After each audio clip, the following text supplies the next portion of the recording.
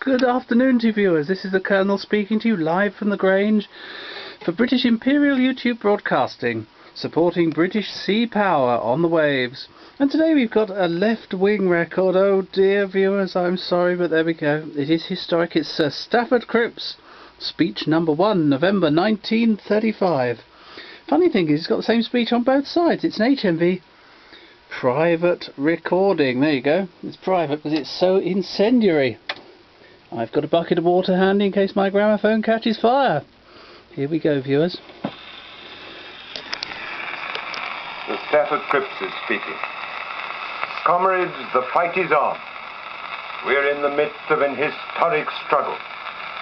The question you have to answer is whether our country is to continue to be governed by a wealthy few, exploiting for their own profit the masses of the workers, keeping them unemployed and on the means test, depriving their children of the fair opportunities of life, condemning them to live in slums and work in factories and mines where their health is ruined, and using them, when capitalist competition compels it, as cannon fodder to protect not the workers' own country, but their masters' property and wealth.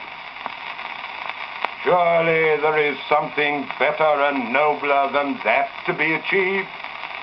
You have had won for you by a century of bitter political and industrial strife the weapon of the vote. It's yours to use or misuse. In the past, how often has it been misused by a people deceived, frightened, and tricked into the support of their class enemies? A new spirit is abroad today in our country. The younger generation are determined to put an end to the bad old times of capitalist exploitation. They know and realize that if the workers stand firm and fast together in their determination to own and control their own country, their own machinery of finance, their own land and their own industry, a new order can be created out of the present chaos. It will not then be a question of the gallant miners fighting for a bare subsistence wage, or of the agricultural laborers being kept at a starvation level while opulent speculators revel in luxury. These injustices and inequalities are part and parcel of capitalism, and it will last so long as the workers are too frightened or too apathetic to take the government into their own hands. Never has the capacity to produce abundance been so great in the world before. Never has the opportunity to build up peace on the basis of a fair sharing of that abundance been greater. Yet today we move inexorably towards privation and war.